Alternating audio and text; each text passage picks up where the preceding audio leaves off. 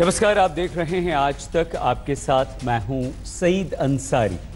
आप हमारे पीछे ये जो देख रहे हैं, बेटी बचाओ बेटी पढ़ाओ, लेकिन हरियाणा में आरोपी बचाओ और बेटी को डराओ, ये एक मामला सामने आया और इसने चंडीगढ़ की पुलिस पे तमाम सवाल खड़े कर दिए। क्या बड़े बाप का बेटा होने की वजह से कोई लड़का किसी भी लड़की को छेड़ेगा? पुलिस उसकी खातिरदारी करेगी, उसे थाने में बैठकर जूस पिलाएगी, उसकी धाराएं कमजोर कर देगी, उसे अदालत में पेश करने के बजाय थाने से ही उसे छोड़ दिया जाएगा। लड़के के हौसले और भी बुलंद होंगे, लेकिन इससे तमाम देश के माता पिताओं में डर खौफ है।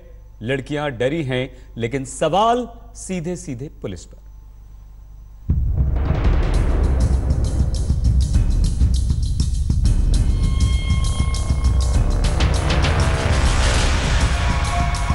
हरियाणा में कानून नहीं, ताकत का राज चलता है। अगर आप किसी नेता के बेटे हैं तो आपके सामने कानून और पुलिस एड़ियां रगड़ती है। जुर्म हल्के हो जाते हैं, हिरासत से आजादी मिल जाती है। आपके यकीन के लिए ये लड़की सामने खड़ी है। ये खुद एक आईएएस की बेटी है, लेकिन इस लड़की के साथ चंडीगढ़ की सड़कों पर खुलेआम बदसलूकी हुई और पुलिस ने हल्की धाराएं लगाकर आरोपी नेता पुत्र को आजादी दे दी। पूरी कहानी आपके सामने होगी, लेकिन पहले जरा इस लड़की की आप बीती सुन लीजिए। मैंने 7 सेक्टर के अंदर जब गाड़ी ली तो उस टाइम पे कभी उन्होंने मेरा पीछा करना शुरू किया और उसके बाद वहाँ से लेके और हाउसिंग बोर्ड चौक जो पंचकुला में है वहाँ तक उन्होंने बारी बारी कम से कम 3-4 बारी मेरी गाड़ी रोकने की कोशिश की। फिर उसने मेरी गाड़ी के पीछे वाली खिड़की पे जोर से हाथ मारा, फिर हैंडल खोलने की कोशिश की, लेकिन इतने में मैंने गाड़ी निकाली और सेंट्रल लॉक था। और फिर इतने में मैं तो गाड़ी निकाल के आ गई और पुलिस वाले आ गए थे, तो उन्होंने फिर आके उन्हें रोक लिया। जिस लड़के का यहाँ जिक्र हो रहा है उसका नाम विकास बराला है, जो हरियाणा बीजेपी के अध्यक्ष सुभाष बराला का बेटा है। पीड़ित लड़की चंडीगढ़ के सेक्टर 7 मार्केट से पंचकुला जा रही थी।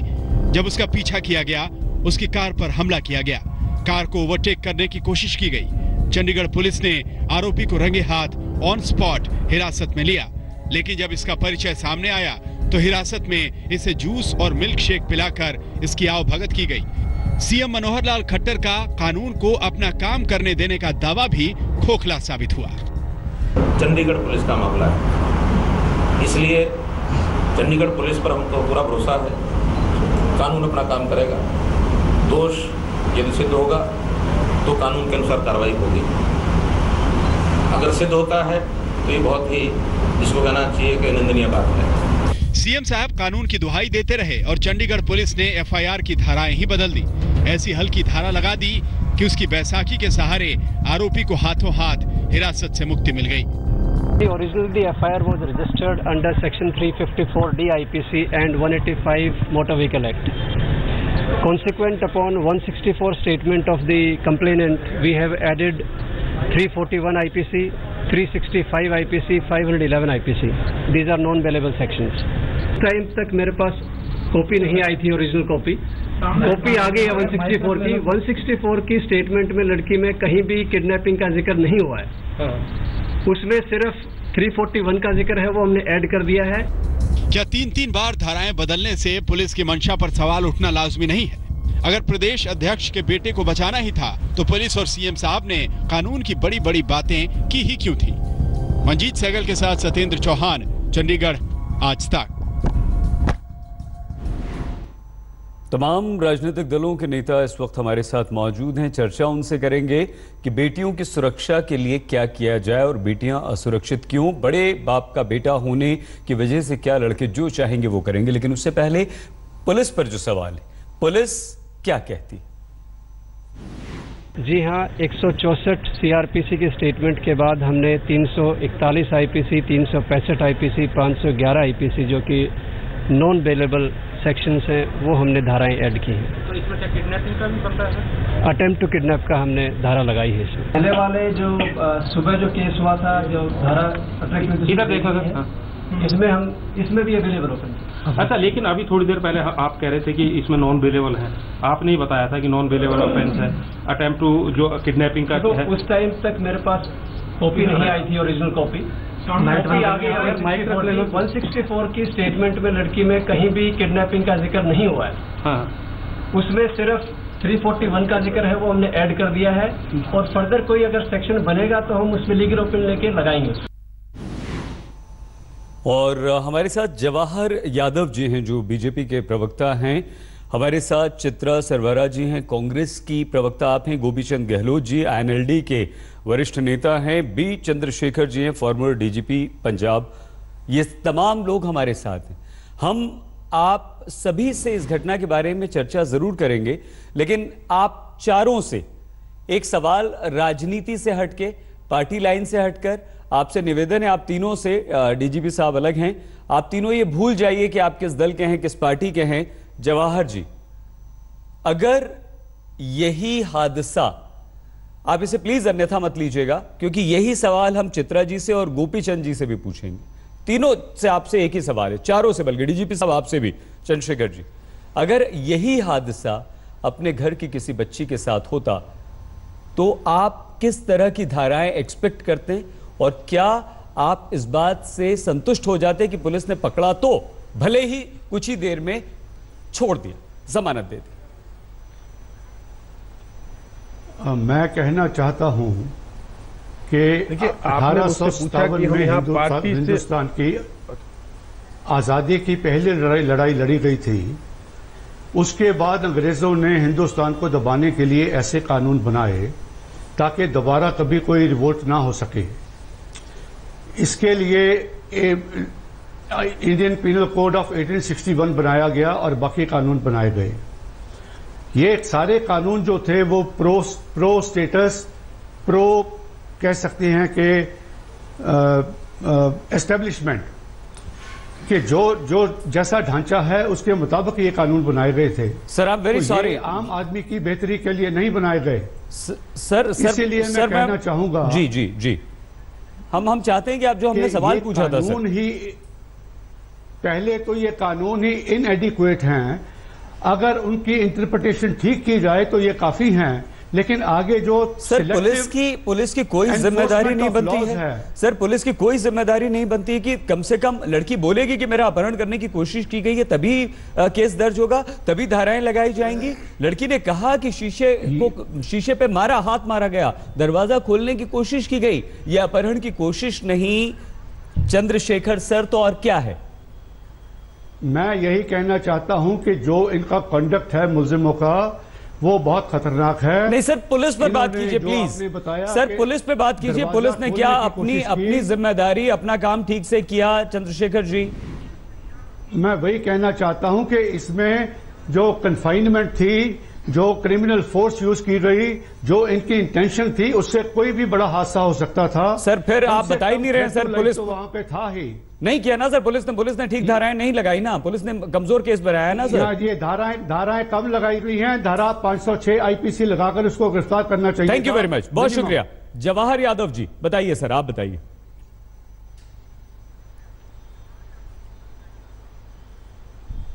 देखिए, आपने यहां विषय क्या है कि अगर ये दुर्घटना परिवार के अपने किसी सदस्य के साथ होते तो क्या आप इससे संतुष्ट होते या नहीं होते? जी, जिस तरह से शिकायतकर्ता ने अपनी शिकायत की और पुलिस ने तत्पर कार्रवाई की, और जिस तरह से थाने में उसके अभिभावक पहुंचे, तो उसी अभिभावक के नाते मैं वहां पहुंचता। अभिभावक के नाते जो हमारी पुलिस कंप्लेंट वहां रजिस्टर्ड होनी चाहिए थी और पुलिस को कार्रवाई करनी चाहिए थी, पुलिस ने वो कार्रवाई इस वाले मामले में की। उसके बाद तो इस वाले मामले में एक चीज और बताता हूं, जिस तरह के उस समय लड़की ने आरोप लगाए, शिकायतकर्ता ने अपनी शिकायत दी, उसके आधार पर सुबह 8 बजे दोनों का मुचुलका भर के पीड़ित पक्ष के जो जिनके ऊपर आरोप थे वो चले गए थे। 10 बजे दोबारा पुलिस ने उनको बुलाया। अगर मैं यहां होता और मेरे परिवार का सदस्य है 164 के बयान माननीय न्यायालय के सामने देता, तो मैं ये कहता हूं बयान के आधार पर जो भी धाराएं बनती हूं, धाराओं पे काम होना चाहिए। जवाहर जी, उसके नाते यहां भी काम हुआ है, ठीक है, परिवार के साथ ठीक है, आप संतुष्ट हैं सर पूरी तरह से? जवाहर जी आप पूरी तरह से संतुष्ट हैं? धाराओं पे काम होना चाहिए। ठीक है, आप संतुष्ट हैं सर, लेकिन ये बता दीजिएगा कि अगर तब जूस पिलाया जाता उनकी भगत की जाती थाने में बैठकर, तब आपको कैसा लगता?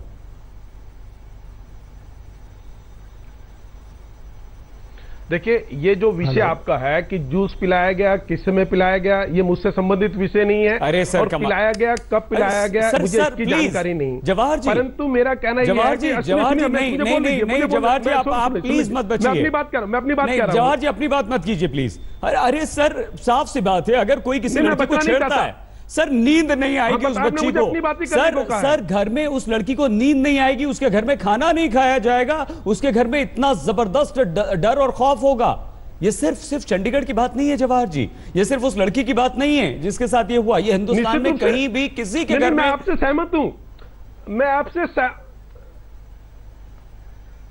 जी अपनी बात, मैं आपसे सहमत हूं। जिस भी शिकायत करता है, उस शिकायतकर्ता को न्याय मिलना चाहिए, और हम सब न्याय मांगते हैं, वो कानून के तहत मांगते हैं, क्योंकि कहीं ना कहीं कानून का उल्लंघन हुआ होता है। उसके ऊपर जो धाराएं बनती हैं, जो भी पीड़िता ने या शिकायतकर्ता ने जो भी माननीय न्यायालय के सामने बयान दिया, उसके आधार पे जो धाराएं बनती है पुलिस ने लगाई है तो अच्छी बात है, लगता है नहीं लगी है तो पुलिस अधिकारी ने खुद का हम और इन्वेस्टिगेशन कर वो लगा लेंगे। परंतु इसके मामले में सिर्फ इतनी प्रार्थना आपसे करना चाहूंगा, पीड़ित शिकायत सुनिए एक सेकंड, अंतिम 10 सेकंड, शिकायतकर्ता का ये बयान, अंतिम 10 सेकंड, शिकायतकर्ता का ये बयान है, अभी तक की पुलिस कार्रवाई से मैं संतुष्ट हूं। ठीक है, तो आप भी संतुष्ट हैं जवाहर जी? संतुष्टि चाहिए, ठीक है, या मेरी और आपकी संतुष्टि चाहिए? ठीक है, उसकी संतुष्टि सबसे ऊपर है, शिकायतकर्ता की संतुष्टि सर्वोपरि है, सर्वोपरि। भाई वो शिकायत वापस ले लेगी तो आप और हम चर्चा ही क्यों करेंगे, हम क्यों बैठे हैं? लेकिन यहाँ बयान है कि मैं संतुष्ट। ठीक है, बिल्कुल, लेकिन यहाँ सिद्धांत की बात हो रही है, यहाँ डर खौफ की बात हो रही है, आपकी हमारी बच्चियों की बात हो रही है, वो भी घर से बाहर निकलती है, वो भी गाड़ी चलाती हैं, वो भी दफ्तर जाती हैं, वो भी स्कूल कॉलेज जाती हैं, ये बात हो रही है। बेटी बचाओ बेटी पढ़ाओ, जवाहर जी, क्या वाकई आपको लगता है कि हमारी बेटियां, इस तरह के लड़के जो बदतमीजी करते हैं, छेड़छाड़ करते हैं, लड़कियों को तंग करते हैं, बेटी सुरक्षित है, बेटी को बचा पा रहे हैं हम?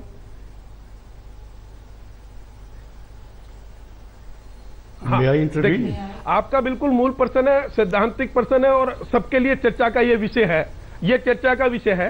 किसी लड़की को न्याय मिले, ये कानून के तहत उसको न्याय मिलना चाहिए। जहां तक आपने कहा कि हमने बेटी बचाओ बेटी पढ़ाओ की बात की, तो बेटी बचाओ बेटी पढ़ाओ के लिए जो हमने किया मैं वो बताता हूं, क्योंकि इसकी चर्चा सभी मीडिया चैनल कर रहा है। नहीं, हरियाणा के 100 साल के इतिहास में पहली बार महिलाओं का लिंगानुपात 900 से पार हुआ। चित्रा जी एक सेकंड प्लीज, बोल लेने दीजिए। अरे मुझे बोल लेने दीजिए ना, जवाहर जी को बोल लेने दीजिए।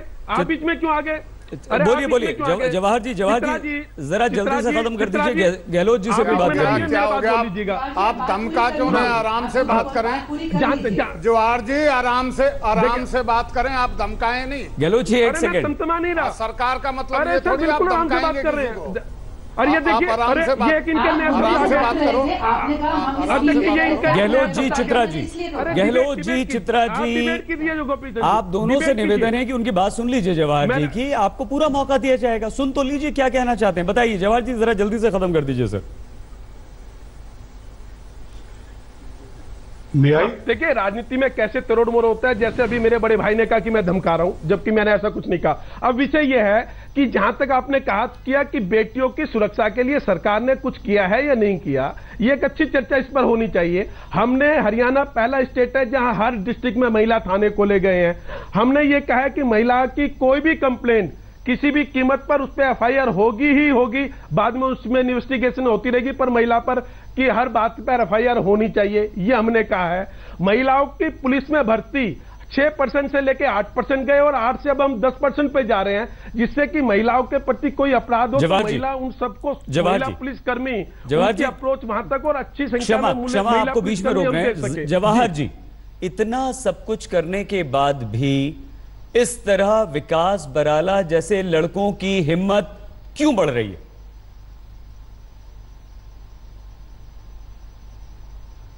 देखिए, मैं ये कह रहा हूं इस घटना का, जिनके ये बेटे हमारे पार्टी के प्रदेश अध्यक्ष सुभाष बराला, सर आप मत मानिए, हम नहीं कह रहे हैं कि हम बिल्कुल जिक्र नहीं कर रहे हैं कि वो बीजेपी के प्रदेश अध्यक्ष के पुत्र हैं, बिल्कुल आप भूल जाइए।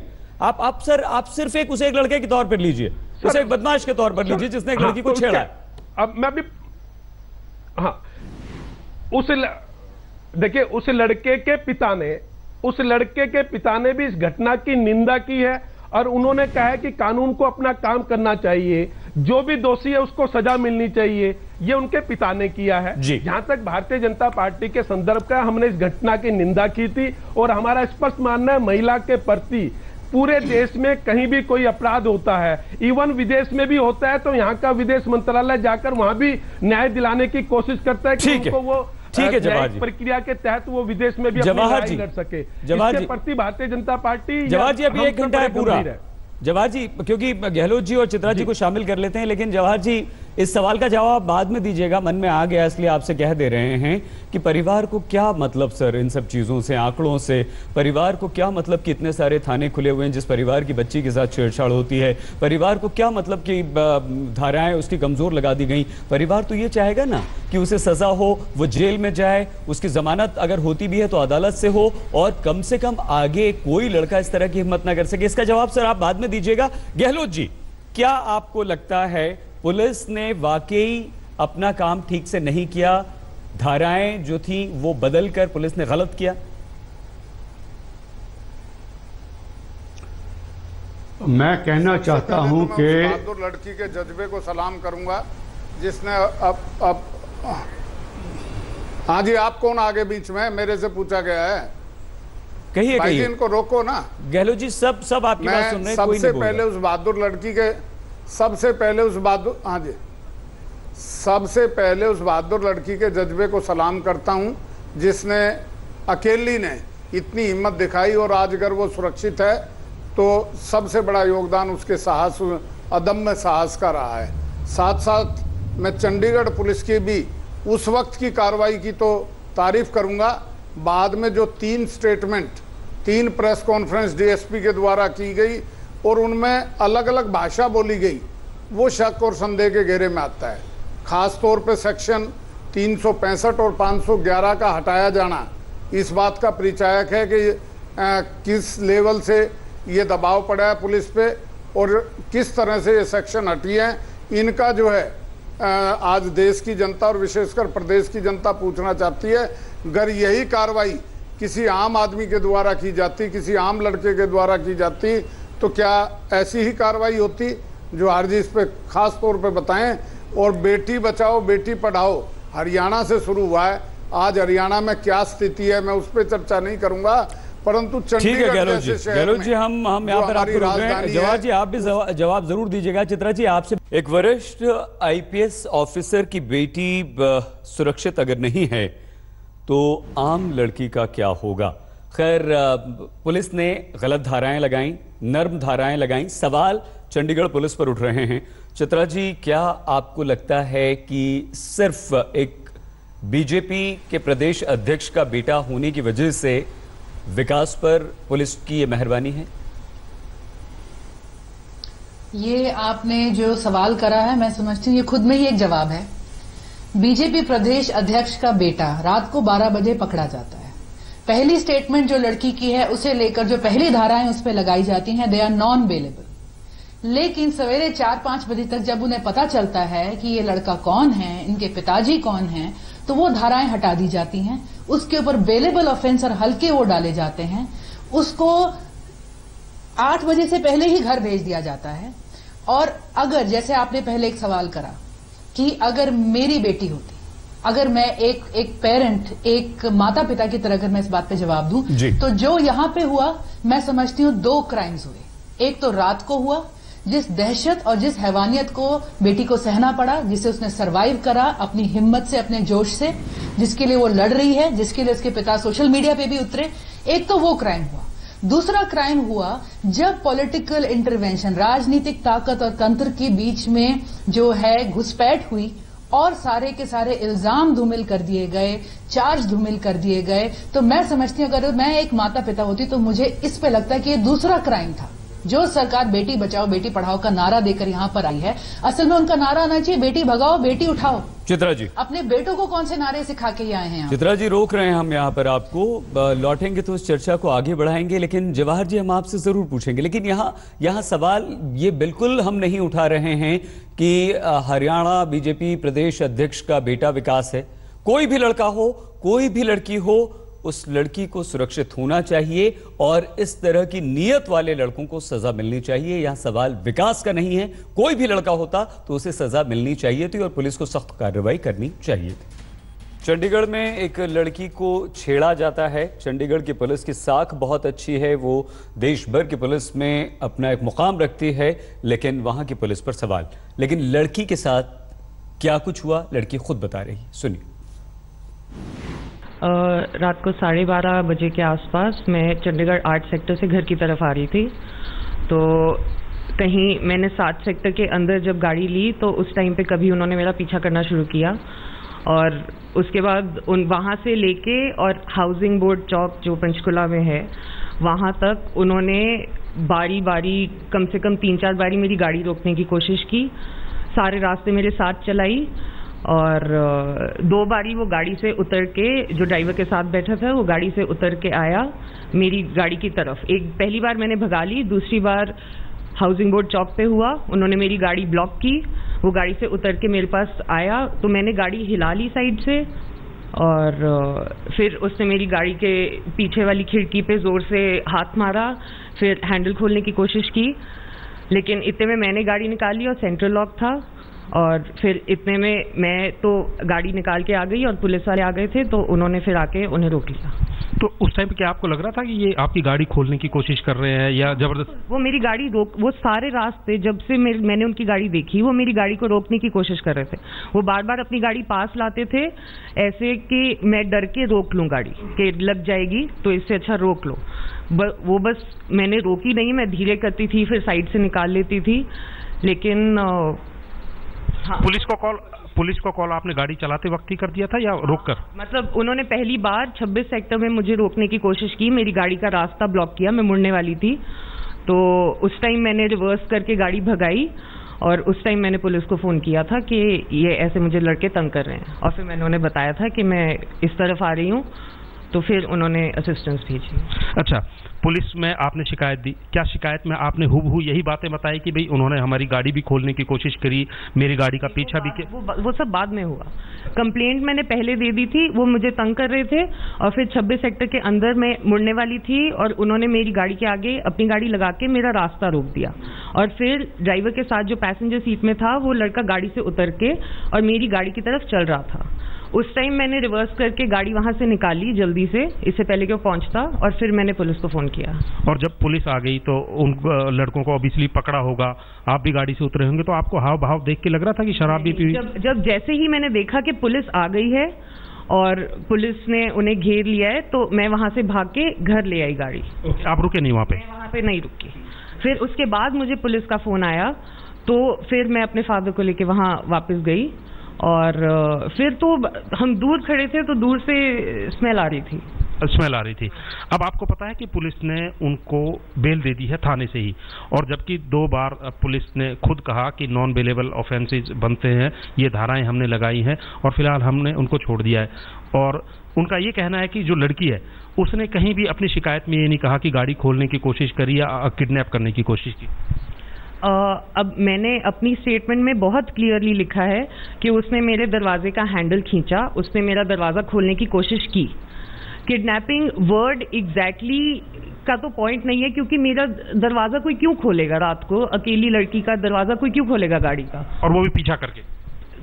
15-20 मिनट उन्होंने मेरा पीछा किया चंडीगढ़ से लेके यहाँ तक, तो कुछ तो रीज़न ही होगा ना।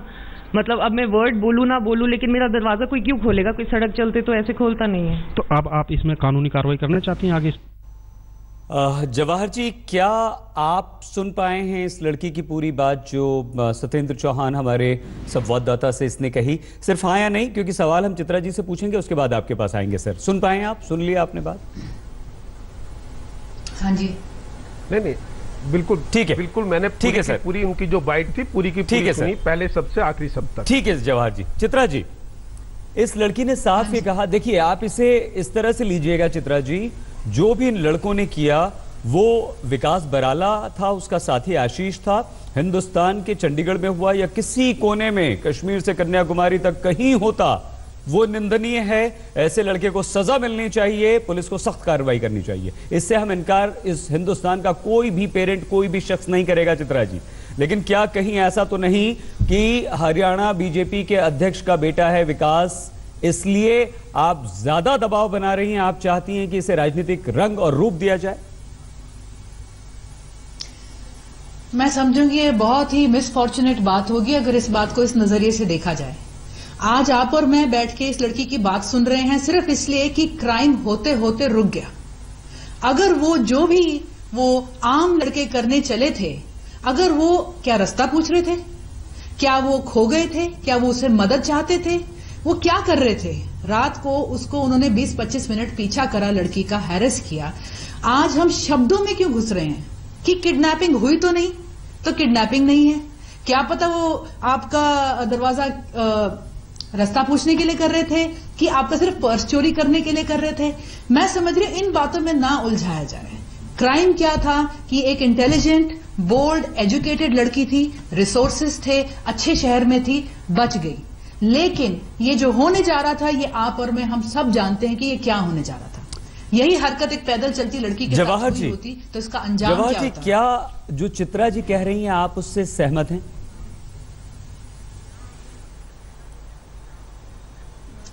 देखिए, मैं पहले भी मुझे चित्रा जी का और गोपीचंद गहलोत जी के प्रश्नों का उत्तर भी दूंगा और उसके बाद मैं इस विषय को बताऊंगा। लड़के क्या कर रहे थे, लड़के के प्रति मेरी या मेरी पार्टी की कोई सहानुभूति नहीं है। अगर उन्होंने गलत किया होगा तो कानून उस पर अपना काम कर रहा है, कानून को अपना काम करना चाहिए यहाँ। और ना मैं जो जिनके खिलाफ शिकायत है उनका प्रवक्ता हूं, उसके नाते मैं यहाँ नहीं बैठा हूं। जहां तक चित्रा जी ने कहा और इसको शुरू में पॉलिटिकल डिबेट बनाने की कोशिश की, मैंने नहीं की। इसलिए मैं हुड्डा साहब के 10 साल के किस किस के ऊपर क्या कांड थे उनकी कोई चर्चा नहीं कर रहा कि किस मंत्री के ऊपर रेप का आरोप लगा, किसने किडनैपिंग का लगा, मैं उसकी कोई चर्चा यहाँ नहीं करना चाहता। हमारा कहना यह है कि देश की प्रत्येक बेटी को अपने घर से लेकर सड़क तक सुरक्षित रहना चाहिए।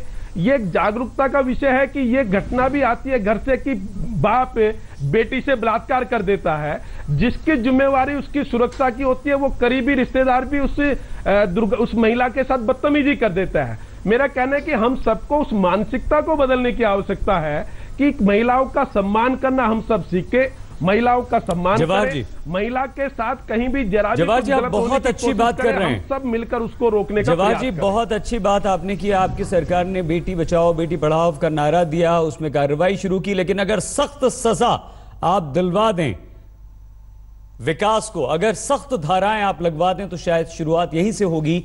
गोपी जी और चंद्रशेखर जी को शामिल करेंगे इस चर्चा में। चंडीगढ़ में एक लड़की के साथ छेड़छाड़ होती है, 2 लड़के उसका पीछा करते हैं, गाड़ी से उसे तंग करते हैं, 20 मिनट तक उसका पीछा किया जाता है, गाड़ी खोलने की कोशिश की जाती है। लेकिन वो जो लड़का है वो हरियाणा बीजेपी प्रदेश अध्यक्ष का बेटा है, तो कहीं इसे राजनीतिक रूप तो नहीं दिया जा रहा। गहलोत साहब आप जी, जवाहर जी आएंगे आपके पास, गहलोत साहब को शामिल कर लेते हैं। गहलोत साहब, क्या आपको लगता है लड़की ने जिस तरह से कहा कि पुलिस आ गई और लड़का लगातार वो लड़के तंग कर रहे थे लेकिन पुलिस नहीं बचाया, पुलिस आई तभी वो लड़के रुक पाए, तो क्या उस वक्त तक पुलिस ठीक काम कर रही थी, बाद में पुलिस ने धाराएं बदल के गलत काम किया?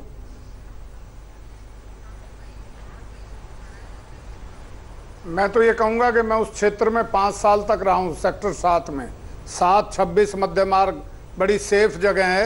अगर गलती से लड़की पिछली तरफ चली जाती सुखना लेक की तरफ, तो हो सकता है कि बहुत बड़ा हादसा होता, पुलिस भी आके शायद वहाँ पे मदद नहीं कर पाती। ये मध्य मार्ग जैसी जगह पे इस तरह की इंसिडेंट होना, ये अपने आप को बताते हैं। जवाहर भाई बहुत अच्छे प्रवक्ता हैं, किसके प्रवक्ता हैं ये ज़्यादा बेहतर जानते होंगे। मैं तो ये कहता हूँ आपसे कि बहुत अच्छा होता कि अगर आज की डिबेट में आप सुभाष जी को ही खुद बुला लेते, वो अपनी स्थिति स्पष्ट करते, अपने बेटे की स्थिति स्पष्ट करते। आज ये पब्लिक बहुत समझदार है, पब्लिक सब जानती है क्या कुछ हो रहा है, किस तरह से 3-3 प्रेस कॉन्फ्रेंस हो रही हैं थोड़ी देर में, कौन कौन सी धाराएं लग रही हैं, कौन कौन सी धाराएं हट रही हैं, किस तरह से थाने में जमानतें हो रही हैं। और मैं तो ये कहता हूँ कि ये तो चंडीगढ़ का मामला था, अगर ये किसी गाँव का या किसी छोटे से शहर का मामला होता, रोजाना होती हैं, कितनी घटनाएं होती हैं। और मैं मीडिया को भी बधाई दूंगा कि मीडिया ने भी इस मामले को ऊपर तक पहुंचाया, आज ये आम चर्चा का विषय बना। और एक और अपने मित्र को ये मैं कहना चाहूँगा भाजपा कहती है डिफरेंट विद अदर्स।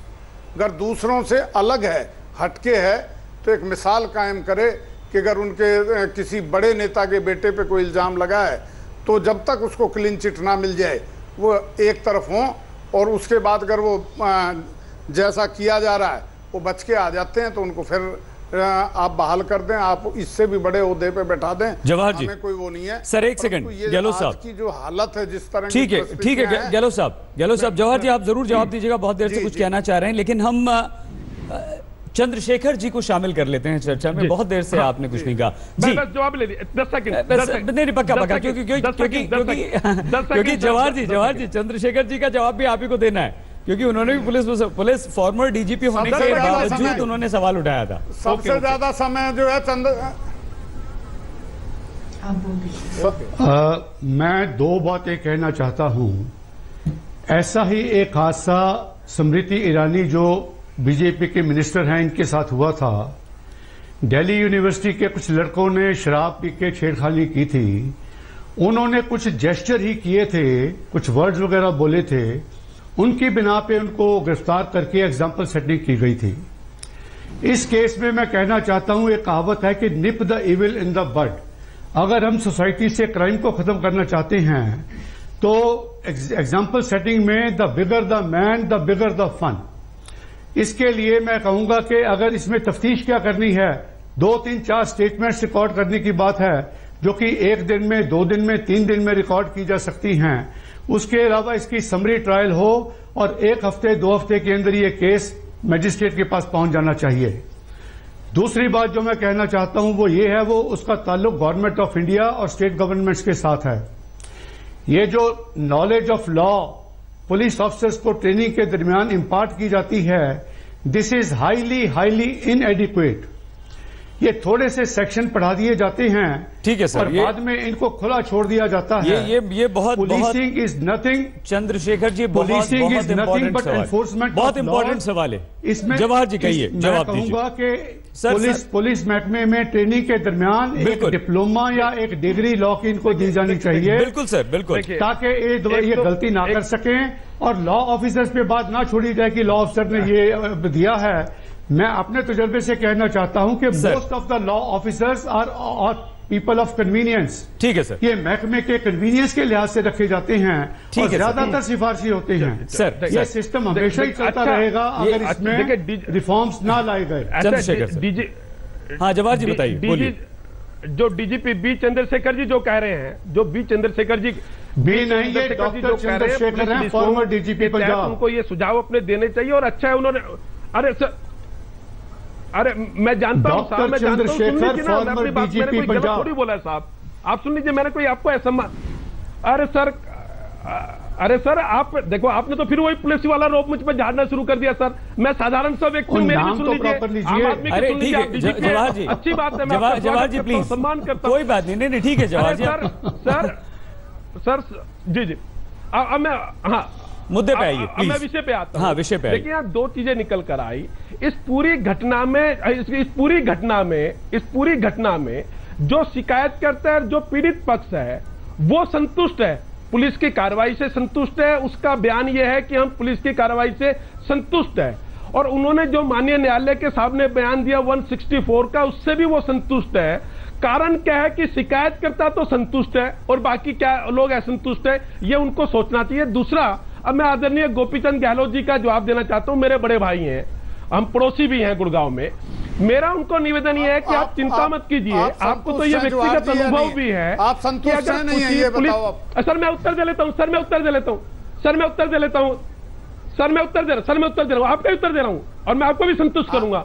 आप ये मान के चलिए, भारतीय न्याय प्रणाली ऐसी है, अगर पुलिस किसी को अरेस्ट नहीं करती, सर मैं उत्तर दे रहा हूं सर, अगर पुलिस किसी को अरेस्ट नहीं करती तब भी 10 साल की सजा दे देती है। आपने तो ये व्यक्तिगत अनुभव ले रखा है, आपके राष्ट्रीय अध्यक्ष बगैर गिरफ्तार हुए 10 साल की सजा मिली। इसलिए भारत की न्याय प्रणाली पर हम सबको विश्वास करना चाहिए, ये मैं आपको कहना चाहता हूं। भारतीय न्याय प्रणाली इतनी कमजोर नहीं है।